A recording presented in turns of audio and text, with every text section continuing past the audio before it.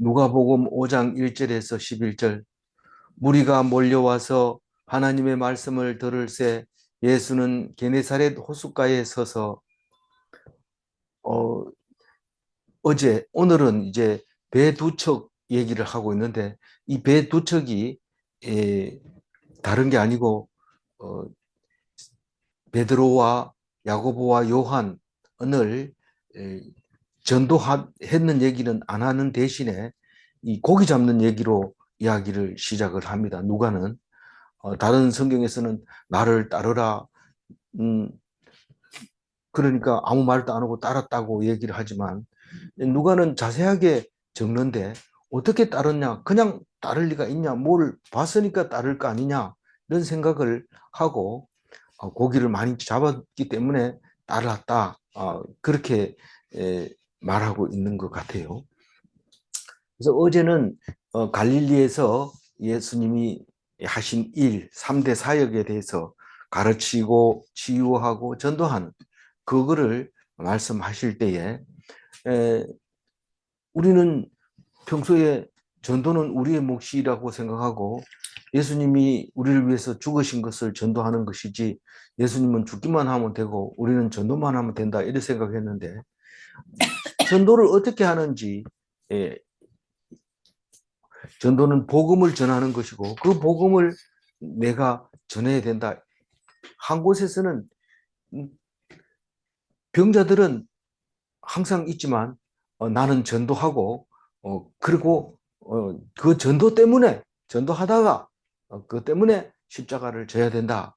그 얘기를 우리에게 해 주실 때 내가 전도를 위해서 보내심을 받았다라고 얘기할 때 그 전도가 안전병이가 일어서고 눈먼 자가 보게 되고 귀신이 나가고 이런 것이 복음인데 그거를 알려줘야 돼. 알려줘. 그걸 고치려고 온 게 아니고 그걸 알려주려고 오셨다 하는 것을 말씀해 주셨을 때 우리는 그렇구나.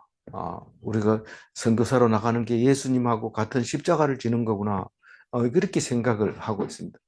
그것을 딴 것을 바라보고 있으면 안 됩니다.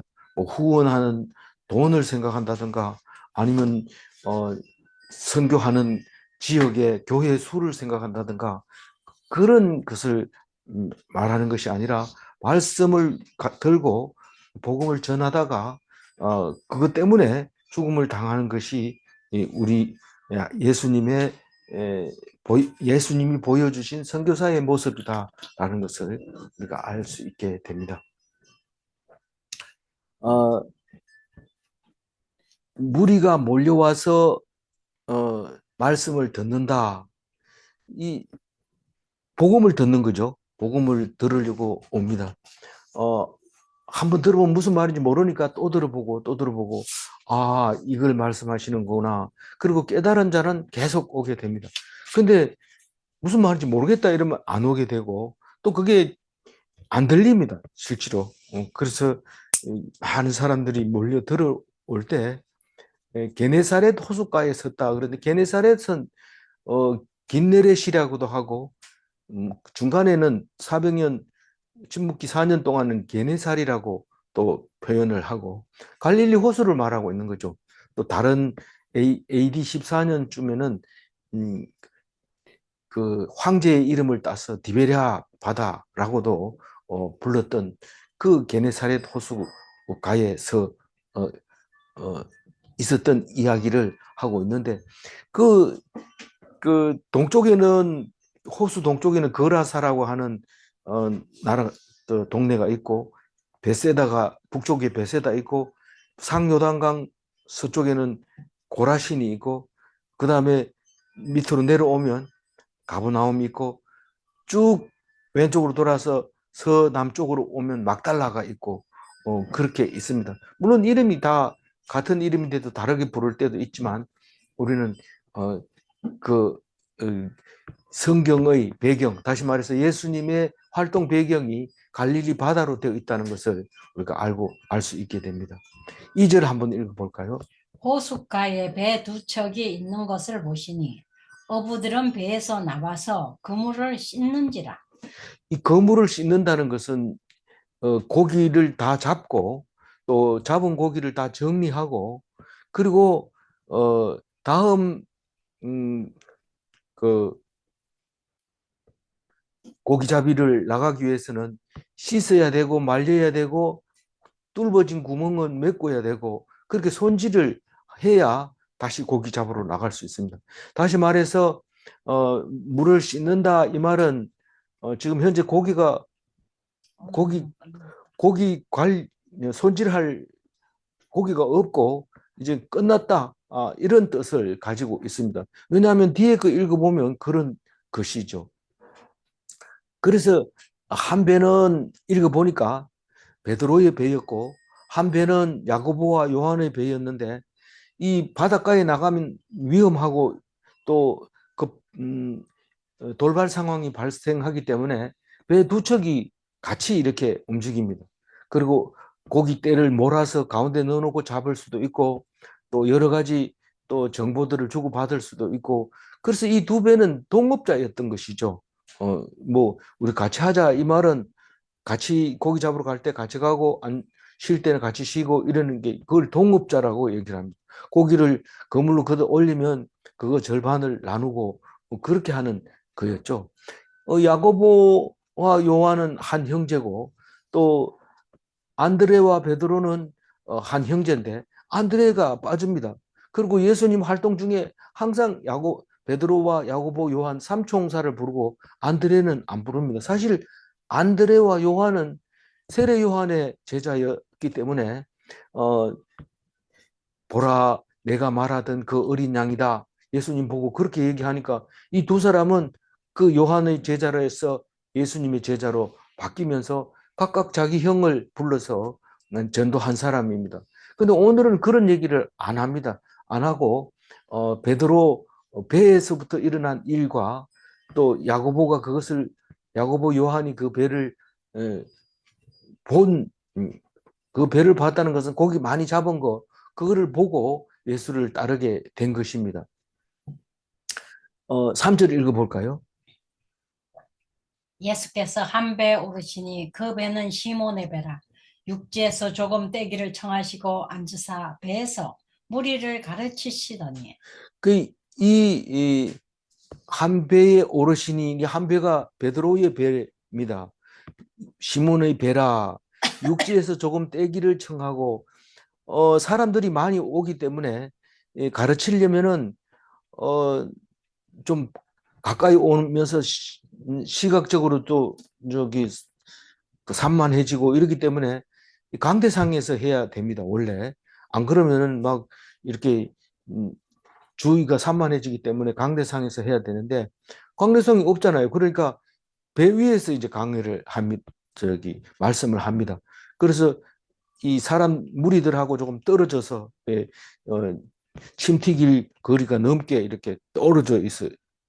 한참 좀 이렇게 떨어져서 하는데 소리가 그 멀리까지 들립니까? 파도도 찰싹찰싹하고 시끄러워서 안 들릴 텐데 그 우리가 가보니까 거기 가이드가 얘기하는데 이 바람이 이 호수에서 이 북쪽으로 그러니까 산 쪽으로 이렇게 이 낮에는 그렇게 흐르기 때문에 소리를 지르면 마치 이 마이크처럼 크게 잘 들린다고 얘기를 해요. 그래서 어, 마가복음에 보면은 무리들이 육지에 앉아 있고 예수님만 배에 있다고 얘기합니다. 마가복음 4장 1절 한번 읽어볼까요? 예수께서 다시 바닷가에서 가르치시니 큰 무리가 모여들거늘 예수께서 바다에 떠 있는 배에 올라 앉으시고 온 무리는 바닷가 육지에 있더라. 그 누가는 그것을 다시 잘 정리해서 이렇게 기록을 하고 있습니다. 그게 베드로의 배다 이렇게 말함으로써 베드로 만나는 이야기를 아예 훨씬 줄여버리고 그렇게 이야기를 하고 있습니다. 4절 읽어볼까요? 말씀을 마치시고 시몬에게 이르시되 깊은 데로 가서 그물을 내려 고기를 잡으라. 어, 말씀을 마쳤다는 것은 오늘 성경 말씀이 이런 것이 있는데 이 말씀에 대해서 이런 것이다라고 얘기를 마치고 그리고 베드로 보고 깊은 데로 가서 그물을 내려 고기를 잡으라. 왜 예수님이 이 얘기를 했을까요? 지금 고기를 못 잡아서 성질이 나 있고 지금 기분 나빠 있는 상황에서 그 고기를 잡으라고 얘기를 합니다. 깊은 데로 가서 그물을 내려 고기를 잡으라. 보통은 고기가 꼭 깊은 데서 잡히는 게 아니고 깊으면 또 더 밑에 깊은 것이 있기 때문에 그물의 위치에 따라서 하나도 안 잡힐 수도 있고 고기는 있는 것 같이 보이는데 그럴 경우도 있습니다. 그런데 깊은 데로 가서 그물을 내려 고기를 잡아라. 이 말은 자세하게 얘기하고 있는 겁니다. 어디 가서 어떻게 그물을 치라는 얘기를 하고 있습니다. 그러니까 베드로가 가짜는 거죠. 뭐 성경 좀 안다고 배에 태워줬더니 고기 잡는 분까지 얘기를 하는데 내가 나이가 이 나이 되도록 지금 고기를 잘 잡는다고 소문이 났는데 오늘은 안 잡히는 날인데 이렇게 얘기를 하는 거죠. 그래서 아주 나중에 보니까 이게 아주 건방진 얘기였던 거죠. 근데 베드로밖에 이 말을 하지 못합니다. 5절 읽어봅니다. 시몬이 대답하여 이르되 선생님 우리들이 밤이 새도록 수고하였으되 잡은 것이 없지만은 말씀에 의지하여 내가 그물을 내리리이다 하고 여기서는 이제 나중에 선생님이라 하던 게 주여 이렇게 바뀌잖아요. 그 고기를 잡고 나니까 갑자기 존칭이 바뀌어 버립니다. 그러면서 얘기를 합니다. 밤새도록 수고하였으되 이 말은 우리가 어부 아닙니까? 고기 어디 있는지 잘 압니다. 그런데 헛수고했습니다. 근데 오늘 그래서 오늘은 배가 안 고픈 모양이다 고기들이. 그래서 우리는 포기하고 나중에 가서 잡으려고 그렇게 했는데 나가봐야 소용없다는 걸 내가 아는데 그래도 선생님이 하시는 말씀을 들어보니까 순종이 제일이라고 하니까 그 말씀에 의지해서 내가 그물을 한번 쳐보겠습니다. 그렇게 얘기를 한 거죠. 근데 사실은 말씀에 의지한다는 것은 뭐 고기를 실제로 많이 잡았다고 지금 얘기하고 있긴 하지만 만약에 혹시 안 잡혔다 하더라도 안 잡아도 되니까 안 잡히는 거거든요. 근데 그게 말씀에 의지하여 순종하는 건데 그걸 특별 은총이라고 얘기해요. 상식적으로는 말이 안 돼요. 상식적으로는 안 잡히는 건데 그 어, 말씀에 의지해서 그물을 내렸다 이 말은 어부가 목수의 말을 듣고 고기잡이 그물을 내렸다. 이거는 마찬가지입니다. 그래서 이렇게 고기를 많이 잡았을 때는 음, 음, 무슨 뜻으로 이렇게 많이 잡았습니까? 뭐 배를 빌려 쓴 보상이 아닙니까? 말씀의 순종에 따르는 보상이 아닙니까? 이렇게 얘기하지만 사실 자세히 읽어보면 고기 안 잡아도 먹고 살 수 있다. 그럼 왜 고기를 잡아야 되나? 남들 앞에서 폼 재려고 또 내일 혹시 놀고 싶으면 놀려고 오늘 어, 미리 잡아 놓는 거고 뭐 그런 의미를 가지고 있다는 뜻입니다. 근데 예수님은 성경 말씀을 가지고 이야기할 때 늘 일용할 양식을 주옵시고 이걸 가르쳐 주는데 이 어부들도 한없이 욕심이 많은 겁니다. 지금 동해안이나 서해안이나 중국 근해안이나 전부 고성능 고기 잡는 기계들이 있어가지고 막 그냥 고기를 다 빨아들입니다. 전부 빨아들입니다. 그래가지고 그 기계값을 빼야 되니까 계속 잡습니다. 고기가 감당을 못합니다. 뭐 새끼를 낳아서 좀 이렇게 살아야 좀 이렇게 했는데 그러니까 뭐 근해에 오지도 않고 음, 멀리 가 살아버리고 그러니까 중국은 잡다 안 되니까 한국 영역까지 침입해 오고 우리는 보호한다 이러면서 안 잡고 이러는 것까지 다 잡아버리고 이렇게 되는데 그게 그렇게 뭐 복잡한 것 저기 우리 생각에는 꼭 필요해서 잡는 것이 아니라는 것을 알게 됩니다. 6절 읽어봅니다. 그렇게 하니 고기를 잡은 것이 심이 많아 그물이 찢어지는지라.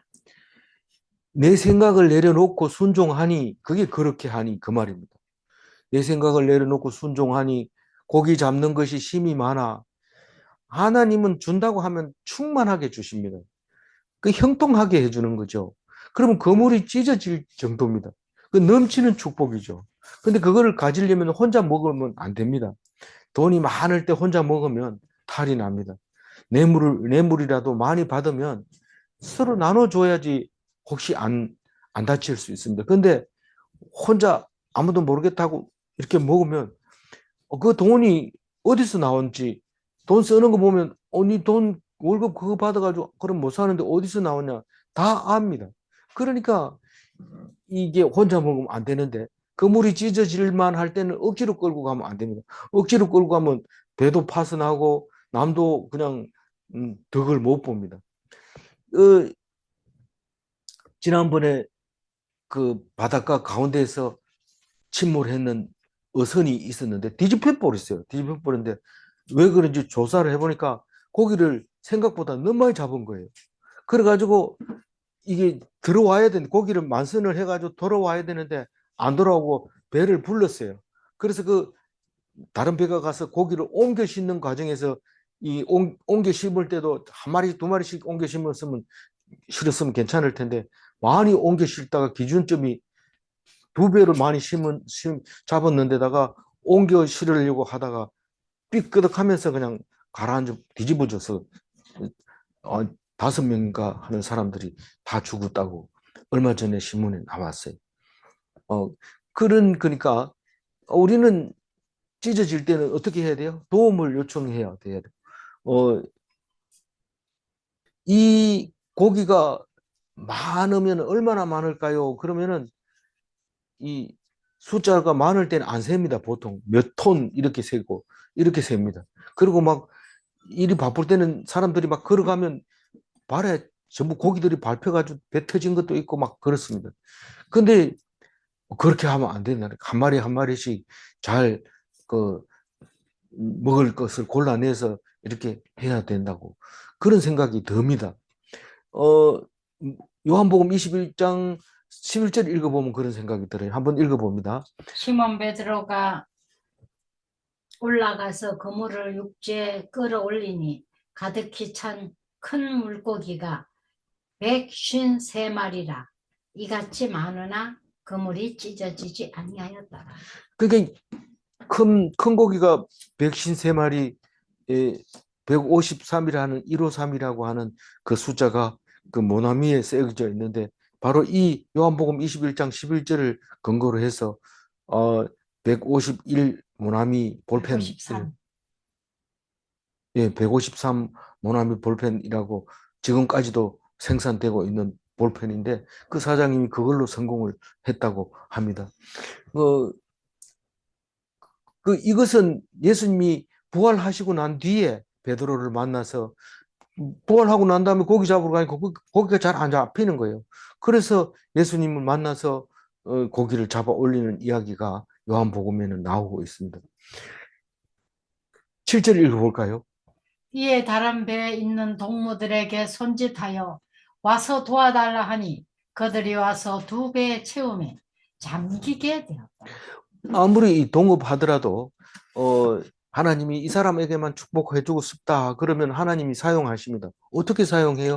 그 배에 나 좀 빌리자 그렇게 빌려줍니다. 그럼 그 배에 빌려준 사람에게만 데리고 가서 고기를 잡습니다. 그러나 야고보와 요한은 어, 그냥 가만히 있다가 저 사람은 지금 같이 나가야 되는데 혼자 나가가지고 고기를 그렇게 많이 잡아 온 거죠. 그러니까 이 야고보와 요한을 불러가지고 오라고 손짓을 합니다. 그래서 이 바다에 갔는데 어떻게 손짓한 게 보입니까? 근데 갈릴리 바다는 그렇게 크지 않습니다. 호수입니다. 호수인데 뭐 이렇게 아무리 멀어도 손을 이렇게 넓게 펴고 하면은 충분히 그 얘기가 됩니다. 그래서 그들이 와서 두 배로 가득 싣고 두 배 가득 실었는데 잠길 정도로 많이 됐다. 그 얘기를 하고 있습니다. 그 야고보와 요한이 와서 도와주니까 그게 이제 싣고 나가지. 안 그러면 배가 뒤집어졌든지 아니면은 다 버렸든지 얼마만 싣고 왔든지 그렇게 됐을 겁니다. 어, 그 안드레 이야기는 안드레가 베드로를 전도하는 얘기는 요한복음 1장 41절에 제일 앞장에 나옵니다. 제일 앞장에 나오는데 이 요한복음 1장 41절 한번 읽어볼까요? 그가 먼저 자기의 형제 시몬을 찾아 말하되 우리가 메시아를 만났다 하고 메시아는 번역하면 그리스도라.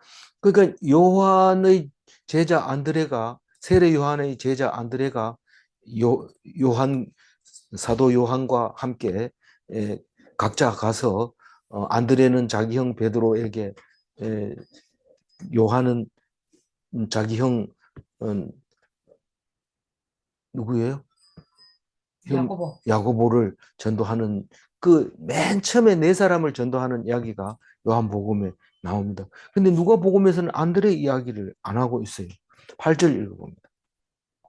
시몬 베드로가 이를 보고 예수의 무릎 아래 엎드려 이르되 주여 나를 떠나소서 나는 죄인이로소이다 하니.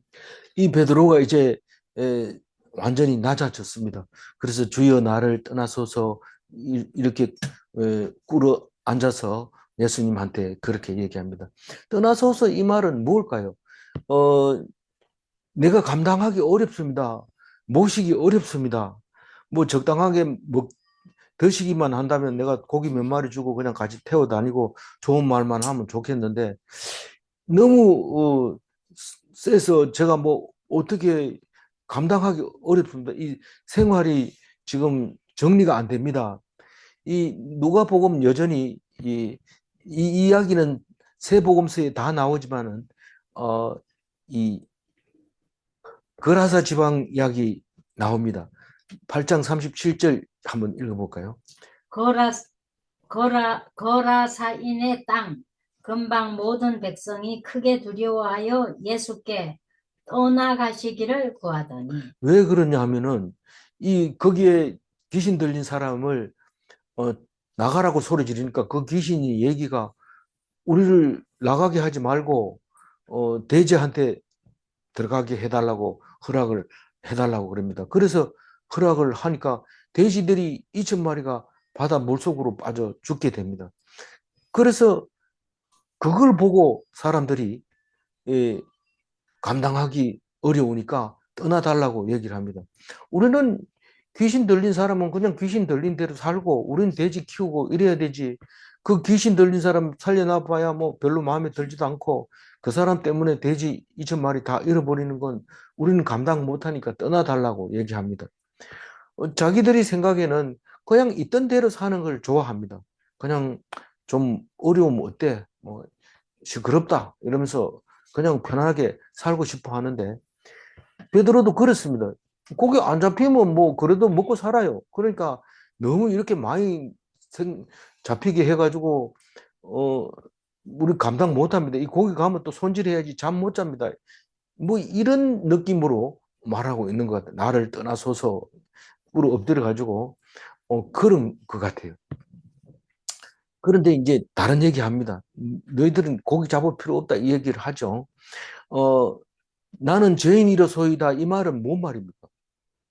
나는 겸손하지 못하고 내가 제일 고기를 잘 잡는다고 생각하고 그렇게 생각을 했는데 내가 잘못된 생각입니다. 내가 죄인입니다. 이렇게 얘기하는데 마찬가지로 이 누가복음 뒤에 가면은 18장 13절에 이렇게 얘기합니다. 읽어봅니다. 세리는 멀리 서서 감히 눈을 들어 하늘을 쳐다보지도 못하고 다만 가슴을 치며 이르되 하나님이여 불쌍히 여기소서 나는 죄인이로소이다 하였느니라. 나는 죄인이로소이다 한 이 말은 내가 회개한 거예요. 내가 제일 겸손하지 못했고 건방졌고 교만했다. 그게 죄인이라는 거죠.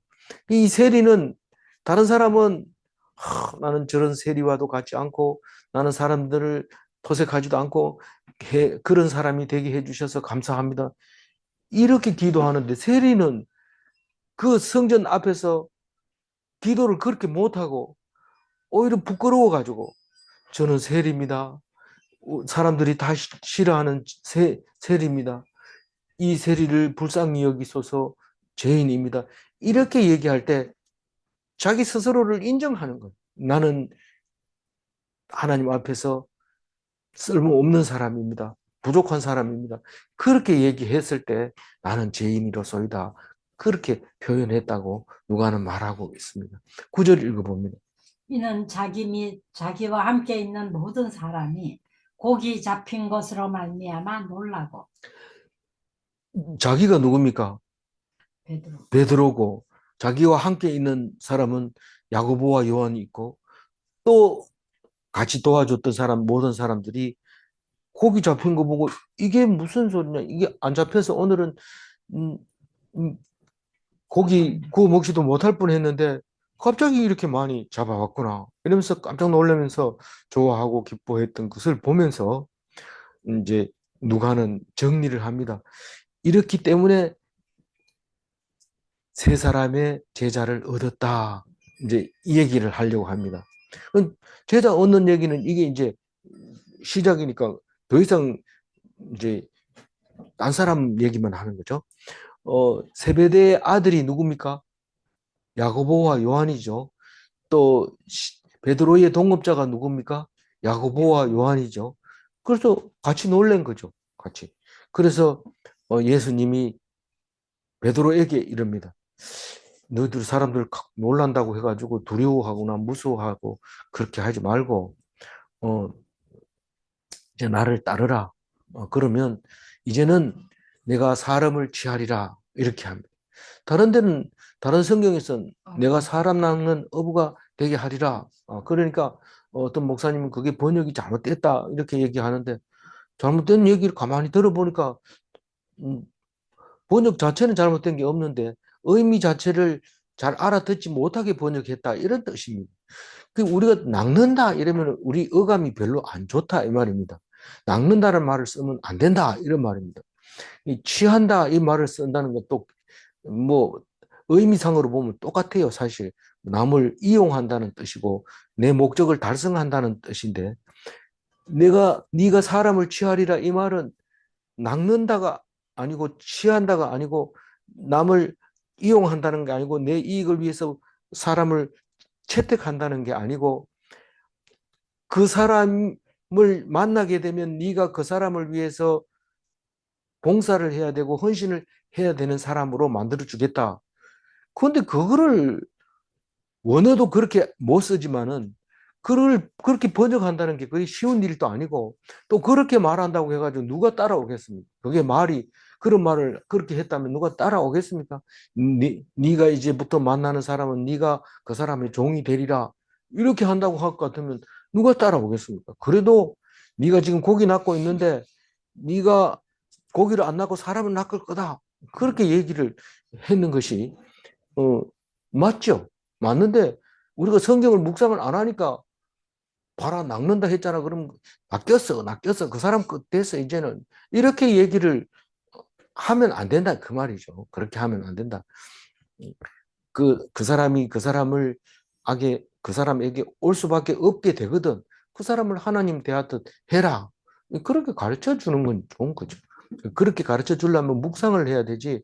그냥 읽어가지고는 말을 그냥 오래가지고 그걸 이용하면 안 되는 거죠. 성경을 그래야 되기 때문에 묵상을 할 필요가 있는 거지. 안 그러면 머리 좋은 사람은 한번 읽어보고 내용 다 얘기합니다. 뭐, 네 죄를 위해서 죽었다며 뭐 이런 소리까지 하면서 엉터리로 얘기하고 있는 거죠. 마지막 11절 읽어봅니다. 그들이 베드로를 육지에 대고 모든 것을 버려두고 예수를 따릅니다. 그러니까 이게 배가 뭐 그냥 뭐 몇 원 하는 게 아니잖아요. 많은 비싼 돈을 주고 산 거고 장만하려면 어려운데 버려뒀다. 뭐 권리를 포기했다는 뜻은 아니겠지만 어쨌든 뭐 관리도 안 하고 그냥 예수님 따라다니면서 세상 사람이 볼 땐 미쳐가지고 돌아다니는 거예요. 일은 안 하고 사람들이 제일 많은 일을 얘기하는 게 뭘까요? 부모나 자식이나 친구나 누구에게 제일 많이 하는 게 일 안 하고 뭐 하나. 이 얘기가 제일 많습니다. 제일 많이 사용합니다. 근데 이 성경은 일하면 할수록 하나님하고 멀어지고 그것은 옳지 않다고 얘기합니다. 세상 사람들이 제 얘기를 자꾸 이렇게 하니까 그만에 말도 안 되는 소리 한다. 일 안 하는 게 더 좋다는 게 뭐 말이 되냐? 이러면서 나는 다른 그런 소리 한 사람이 못 들어봤다. 이러면서 어, 가버리는데 예수님이 직접 얘기했어요. 마리아가 마르다보다 좋은 것을 택했다. 그 얘기하고 있는데 그만 안 듣습니다. 그래도 돈이 좋지 이러면서 가는데 돈 잘 버냐면 잘 번다고 생각하지만 잘 못 보는 사람이나 잘 보는 사람이나 똑같이 새끼 식사하고 그런데 그런 거를 어, 모르고 있는 거죠. 그래서 육지에 대고 따르게 됩니다. 어, 몇 명이죠? 베드로와 야고보, 요한 이 세 사람을 세 사람이 예수님을 따르게 되는데 나중에 다른 사람을 많이 전도를 해서 12명의 제자를 데리고 다니지만 이 세 사람만큼은 예수님이 특별히 인정해주고 또 많은 사람 중에서 특별하게 이렇게 자기가 가까이 놓고 그렇게 사역을 한 것을 볼 수 있습니다. 11절 읽고 한 번 더 읽고 마무리하겠습니다. 그들이 베드로를 육지에 대고 모든 것을 버려두고 예수를 따르니라. 예수님의 수제자인 세 사람은 베드로와 야고보와 요한이었습니다. 예수님의 제자들은 주로 갈릴리 어부들이었습니다. 질문합니다. 예수님의 제자들은 많이 배운 사람이 아닌가? 많이 배운 사람 아닙니다. 성경 말씀도 읽을 새도 없는 잡고 또 잡고 자고 나면 잡고 그 이튿날 또 잡고 뭐 안식일에는 안 잡았을지 모르지만 그렇게 쉴 새 없이 고기만 잡던 사람들. 질문 2. 예수님의 제자들은 명성이 있는 자가 하나도 없는가? 하나가 있었던 것 같아요. 하나는 음, 음, 그, 그 가룟 유다. 왜냐하면 가룟 유다가 그 중에 제일 똑똑하고 많이 배우고 잘생겼던 거. 그래서 돈깨도 회계도 맡아가지고 자기 마음대로 쓰고 어, 또 얼마만큼 자금 떼가지고 자기 개인 용도로 쓰고 그랬는 것을 우리가 짐작할 수 있습니다. 그 외에는 명성이 있는 자가 없었다. 그렇게 말할 수 있습니다. 기도하겠습니다. 하나님 감사합니다. 배 두 척을 택하시고 세 제자를 택하게 되는 그 과정을 보면서 우리는 예수님의 제자가 되는 것은 세상적인 모습으로 자격을 얻는 것이 아니라는 것을 알게 해주셔서 감사합니다. 오래 믿는 것도 잘 아는 것도 좋은 대학 나온 것도 아니라는 것을 압니다.